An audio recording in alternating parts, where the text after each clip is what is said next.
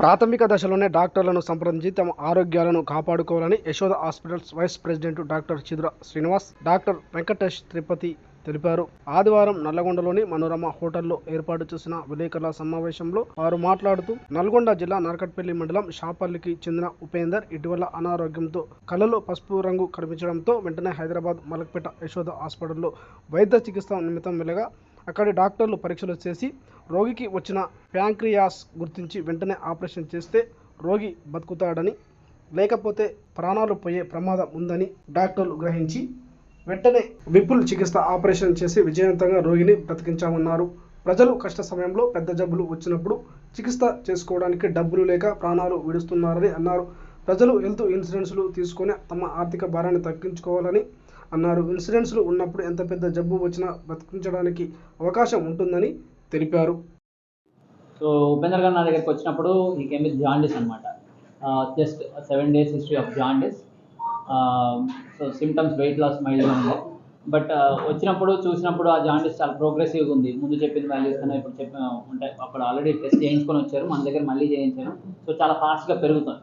నాకు సందేహం వచ్చింది that this could be something else, ఇది సింపుల్ థింగ్ కాకపోవచ్చు అని.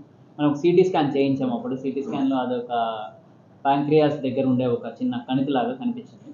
సో ఇమీడియట్గా నేను సర్జరీ అనేది చేయాలి యాజ్ సూన్ యాజ్ పాసిబుల్ అని చెప్పాను.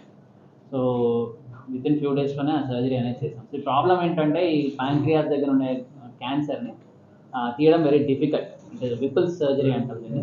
సో ఆ surgery is a very difficult thing because ఆ ఏరియాలో ప్యాంక్రియాస్, దాంతో పైత్యరస వాహిక సిబిడి అంటాం అన్నమాట, దానికి నెక్స్ట్ డూవోడినం అంటే చిన్న పేగు స్టార్టింగ్ పార్ట్, ఇవన్నీ అతుక్కునే ఏరియా.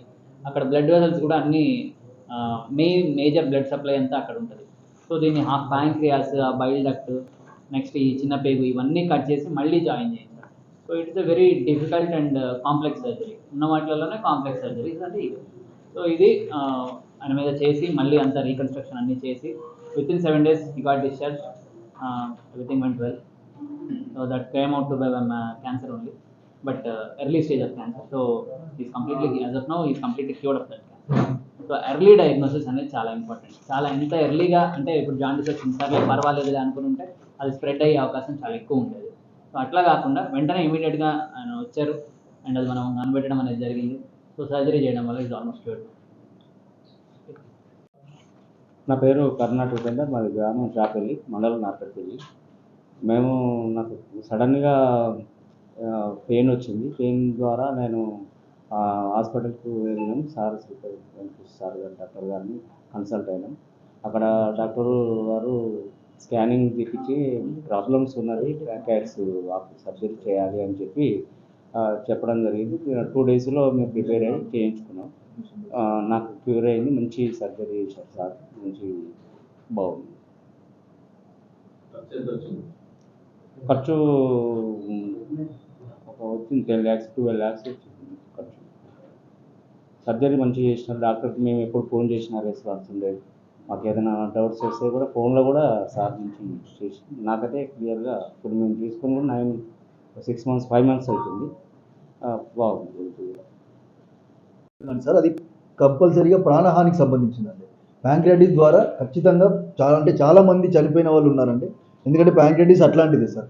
ఇది క్యాన్సర్ ఎలాగైతే మనకు ముప్పు చెందిందో ప్యాంక్రియాటిస్ అలాంటిది అండి. దాన్ని నెగ్లెక్ట్ చేయొద్దని మీరు జనాలకు తీసుకోవాల్సి కోరుతున్నాము.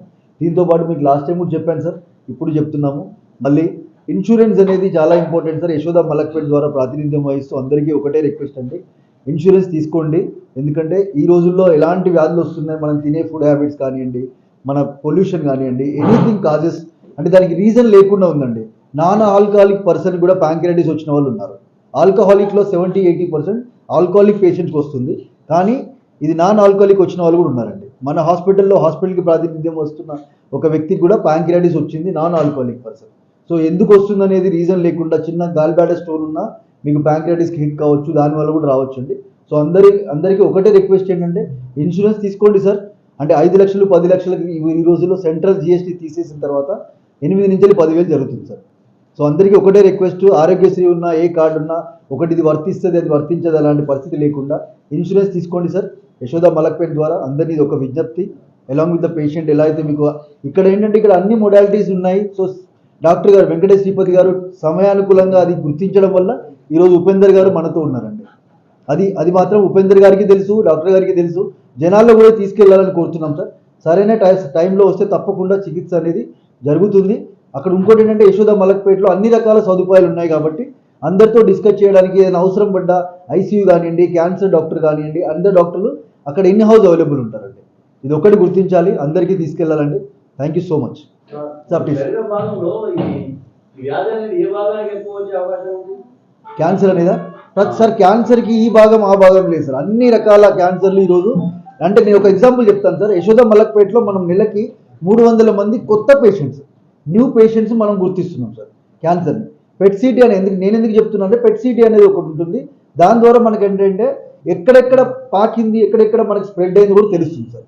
సో మీ క్యాన్సర్ ఎక్కడ వస్తుంది అనేది ఇప్పుడు చెప్పడానికి నిజంగా లేదు సార్.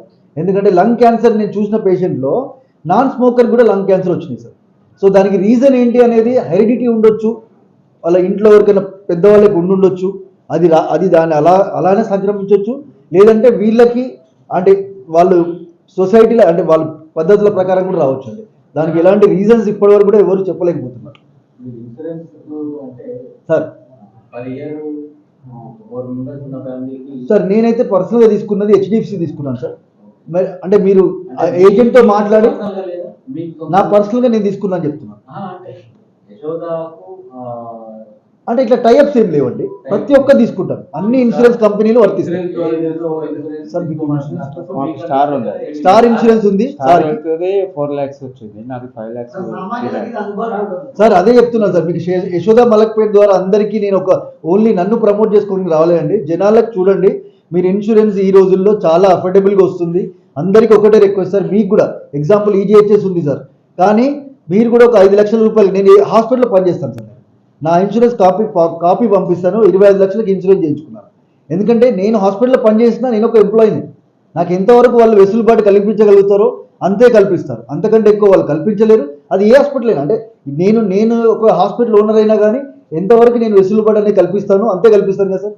సో మనం ఎవరిని అడగకుండా, ఎవరిని ఏం లేకుండా, మనకు ఈ రోజుల్లో ఉన్న సంపాదన ప్రకారంగా మనం 10,000 రూపాయలు అయితే మన హెల్త్ కొరకి ఒక సినిమాకి వెళ్తే 3,000 ఖర్చు అవుతుంది సార్. అందరికి ఒకటే రిక్వెస్ట్, 10,000 రూపాయలు పెట్టి ఒక ఇన్సూరెన్స్ తీసుకోండి, కానీ దాన్ని రెన్యువల్ చేయించుకోండి సార్ ఆన్ టైం. ఇప్పుడు మీ ఫోన్ తీసుకోండి సార్, దాని మీద స్క్రీన్ గార్డ్ ఉంటుంది సార్. ఉంటుందా లేదు సార్? మీకు ఎందుకు పెట్టుకుంటాం సార్? స్క్రీన్ గార్డే పెట్టుకుంటాం. ఒక ఫోన్ 20,000 రూపాయల వాల్యూ ఉన్న ఫోన్కి మనం ఎందుకు పెట్టుకోం సార్? మన గురించి ఎందుకు పెట్టుకోవద్దని నా ఉద్దేశం. ఎవరిని అడగ